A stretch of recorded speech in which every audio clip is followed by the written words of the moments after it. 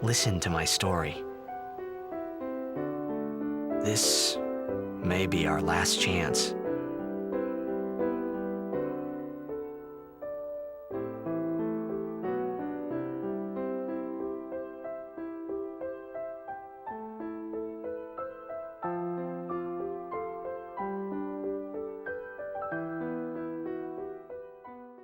This is the tale of a man who has yet to realize the scope of his destiny.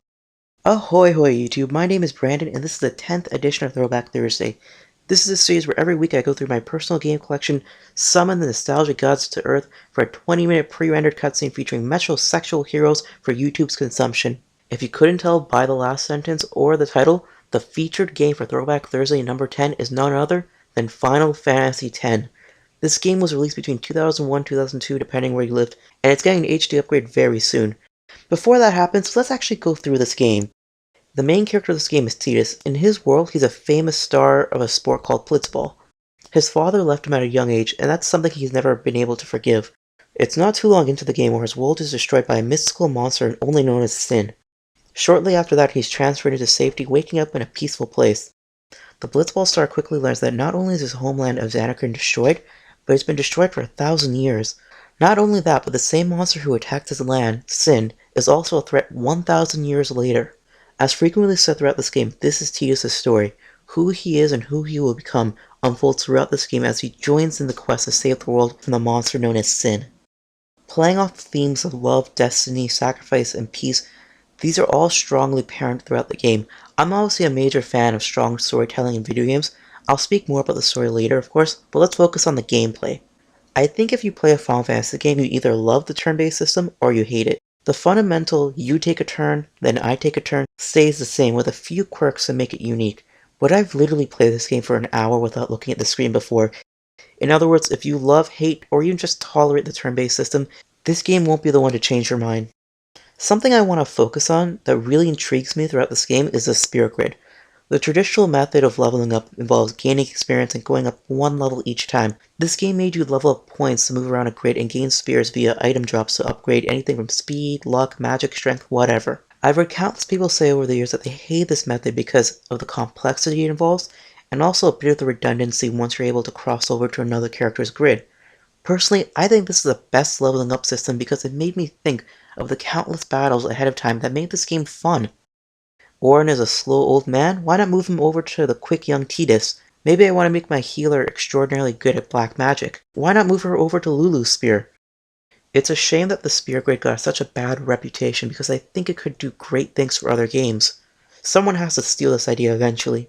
I think I have a lot of disagreements with the fans, including their thoughts on the main character. Tidus' arc from a wimpy, selfish sports star into a selfless warrior is one of the most interesting Final Fantasy character developments ever. Throughout this game, Tidus is narrating the game in the past tense. His voice is more stoic, it's more reflective, whereas Tidus in the moment is a lot more naive and self-centered. He's still that young kid who was a sports star in his hometown. I wished there would never be a next time. No more people being killed by Sin. No more sendings for Yuna. Everyone stood there watching her. It was strange, and somehow horrifying. Seeing the story of a teenager accept his role as the hero is a traditional one, done countless times, but Tidus stands well against any Final Fantasy character. And speaking of characters, part of the reason why this game's mystery is so addictive is because of the character Auron. For those unaware, he might be one of the most strongest supporting characters of all time. He plays the role of mentor. I would argue Auron alone as a side character is a lot better than most lead characters. His arc is almost as important as Tidus. He could have his own spin-off, that's how great a character he is. I've made it kind of a point in my Throwback Thursdays to talk about voice acting in video games, to the hatred of many Nintendo fans, obviously. This was the first voice-acted Final Fantasy game in the franchise, and in my opinion, Square Enix did a great job. Yes, the lip-syncing is off, some of the dialogue is a bit weird or awkward,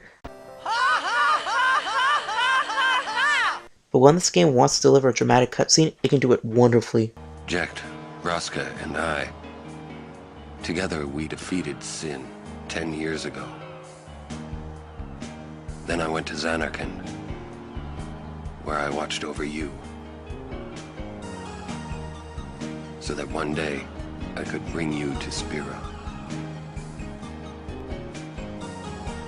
Why did it have to be me?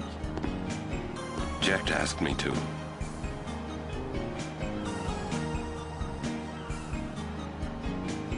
Is he alive? It depends on what you mean by alive. He is no longer human. One of the primary reasons why the voice acting was so strong is because of the soundtrack. And this kind of ties into my Cool Story Bro segment of the week. And because this is the 10th episode and this is kind of a milestone, I thought I'd make it good. Let's go back in time a little bit. In 2010, I was not a happy person. Between money, school, no one hiring during the summer, everything just sucked. I would lie in bed for 3 hours awake and not move, go to my couch for a few hours, and do nothing. I was miserable and extraordinarily depressed. Quite literally, on a whim, I put this game in for a second playthrough just to kill time, and I got sucked in again by the music. It's been quoted to me that music is the most popular forms of treatment for depression. I dare you to be depressed while listening to this song. Huh?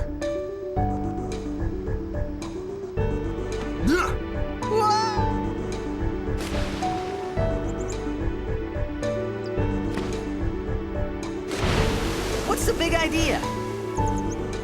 The recommendation of this week is to listen to the soundtrack if you're ever feeling the blues. I can't speak highly enough about how certain songs can be considered mood setters, and for a video game, they enhance quality voice acting such as Final Fantasy X.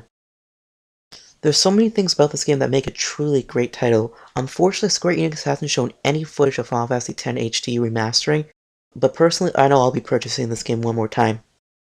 What did you guys all think of Final Fantasy X? Did it hold up well?